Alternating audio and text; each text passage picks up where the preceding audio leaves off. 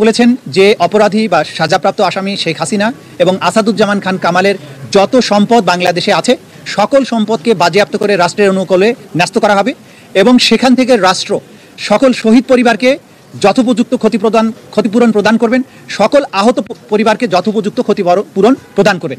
এটা হচ্ছে ক্ষতিপূরণের ব্যাপারে আদেশ। আর একটা অবজারভেশন তারা দিয়েছেন যে আওয়ামী লীগ এবং 14 দলীয় জোট যুবলীগ তাদের ব্যাপারে তারা যে একটা সন্ত্রাসী বা ক্রিমিনাল অর্গানাইজেশন, এইটা প্রসিকিউশনের পক্ষ থেকে সাবমিশন ছিল।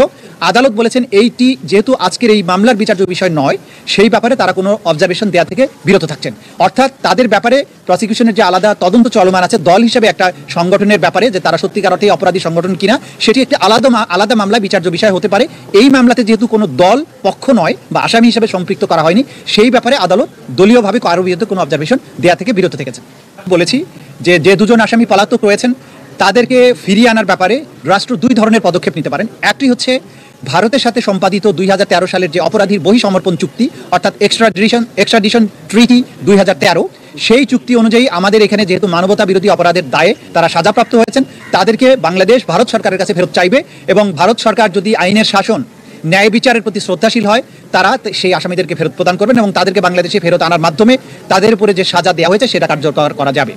আছে সেটি হচ্ছে যে ইন্টারপোলের মাধ্যমে, যেহেতু একটি বাংলাদেশের একটা ট্রাইব্যুনাল থেকে উপযুক্ত আদালতের থেকে তাদের মৃত্যুদণ্ড প্রদান করা হয়েছে, তাদেরকে ইন্টারপোলের মাধ্যমে গ্রেপ্তার করে বাংলাদেশে এনে সেই সাজা কার্যকর করা যেতে পারে।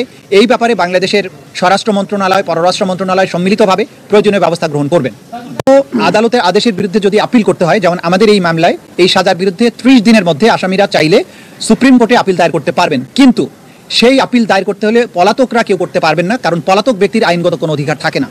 দায়ের করতে হলে তাকে অবশ্যই এসে বাংলাদেশে আত্মসমর্পণ করতে হবে এবং জেলে গিয়ে তিনি তখন সুপ্রিম কোর্টের কাছে তার সাজার বিরুদ্ধে আপিল দায়ের করতে পারবেন। যদি আত্মসমর্পণ না করেন তাহলে তার রাইট অফ অ্যাপিল থাকবে না।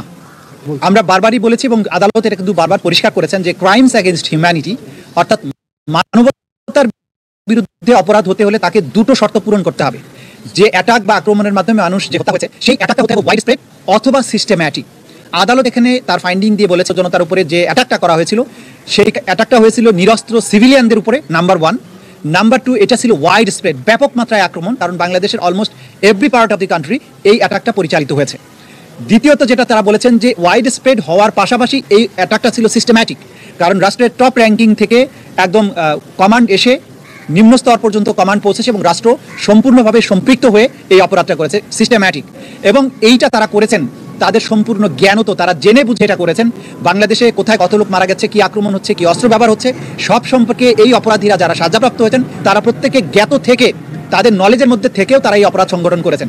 সুতরাং ওয়াইড স্প্রেড, সিস্টেম্যাটিক এবং উইথ দি নলেজ, এই সবগুলো শর্ত এই অপরাধের মধ্যে এই শর্তগুলো পূরণ হয়েছে বলেই এটা ক্রাইমস অ্যাগেনস্ট হিউম্যানিটি হিসেবে বিবেচ্য হয়েছে এবং সেই ক্রাইমস অ্যাগেনস্ট হিউম্যানিটির দায়েই তাদেরকে এই